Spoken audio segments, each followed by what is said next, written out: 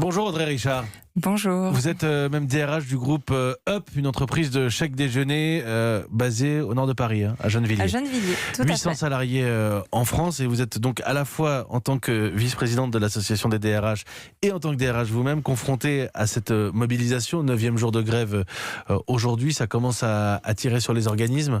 Oui, en effet, c'est un peu difficile. Alors chez Up, on a mis en place un certain nombre de dispositifs.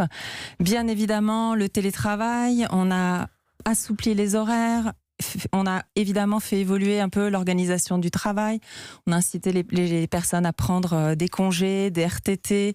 On favorise le covoiturage, le vélo, etc. Mais en effet, au bout de plusieurs jours, les personnes commencent à être un peu fatiguées. Parce qu'il y a ce côté, une grève, on sait, on connaît, 1 jour, 2 jours, 3 jours. Là, on est au 9e jour de mobilisation. On commence à s'inquiéter aussi pour les vacances de Noël qui arrivent. Vous constatez des arrêts maladie plus nombreux en entreprise ? Alors de notre côté, non. En revanche, je le disais, on constate plutôt de la fatigue.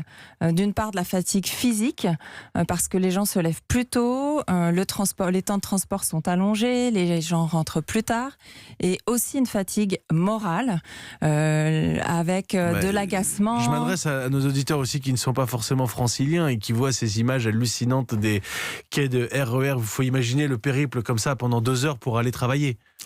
En effet, je parlais d'agacement, les gens sont sous stress, forcément c'est difficile, le quotidien est difficile. Est-ce que ça implique du coup, pardonnez-moi, de réorganiser l'emploi du temps dans la journée, peut-être d'assouplir certaines procédures, de prendre, je ne sais pas, plus de pauses ? Oui. Alors en effet, on a travaillé sur l'assouplissement et la gestion, l'assouplissement de l'organisation du travail, l'assouplissement dans les temps de travail. Donc les personnes arrivent plus tard et les équipes managériales se sont adaptées également. Et ce qu'il ne faut pas négliger, c'est en effet l'impact sur le management, parce que le télétravail, 1 journée, 2 journées, c'est bien, mais pendant 1 semaine, mais c'est la question que je voulais vous poser. Est-ce que c'est durable ? Parce qu'on voit, alors le télétravail tel qu'il est installé en France, on sait qu'on est un peu en retard par rapport à beaucoup de nos voisins européens sur cette question-là. On a surtout des cadres franciliens qui sont capables de télétravailler quand c'est régulier, c'est 1 fois par semaine. Là, s'installer, je disais tout à l'heure, certains sont peut-être partis avec des dossiers il y a 1 semaine et ils ne pensaient pas avoir quitté le travail aussi longtemps. Oui, en effet, et au niveau RH, ça implique un certain nombre de choses, et notamment de se dire que il faut former les managers sur la gestion des équipes à distance, et aujourd'hui, ce n'est pas forcément le cas. Il faut le dire clairement, en France, aujourd'hui, on ne sait pas forcément faire. Pourquoi est-ce qu'il y a un problème au niveau des managers ? Alors je dirais que c'est plutôt dans la gestion d'équipe. En effet, c'est différent de gérer du télétravail 1 journée et de gérer une équipe à distance. Ce n'est pas impossible. Maintenant, en effet, il faut former les managers et également insister. Parce qu'ils ont un a priori sur le salarié qui vient pas forcément, Non, pas du tout. C'est qu'il faut réorganiser les tâches.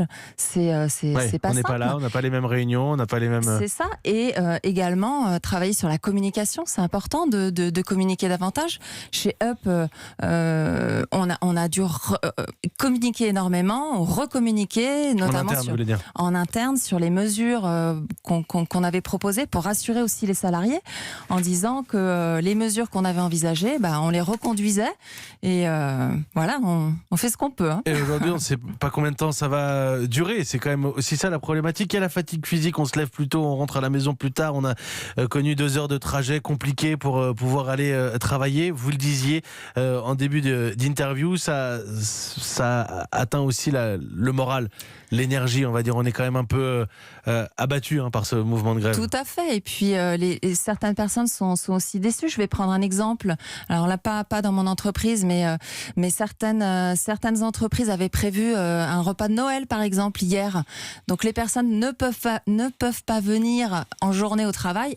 Elles ne vont pas venir au repas de Noël le soir. Non, ça c'est sûr. Et elles sont très déçues et ça engendre également des impacts financiers, des repas qui sont annulés. Donc c'est pas facile dans les entreprises, on y arrive, mais des repas, oui, parce que on va rappeler que le groupe Up que vous représentez en tant que DRH, c'est une entreprise de chèque déjeuner. Tout à fait. Ça veut dire que du côté de votre clientèle aussi, il y a un petit souci, vous avez du mal à livrer, par exemple Aujourd'hui, les équipes se sont adaptées, Ouais. donc tout va bien. Tout va bien, tout Ouais. va bien là-dessus. Non, mais Oui. parce que vous parliez des déjeuners qui sont annulés, ça a un impact dans toutes les entreprises. Je pense à toutes les PME, peut-être à tous les agents de force commerciale qui nous écoutent. Si en plus on n'a pas son chèque déjeuner, c'est encore autre chose. Merci beaucoup Audrey Richard.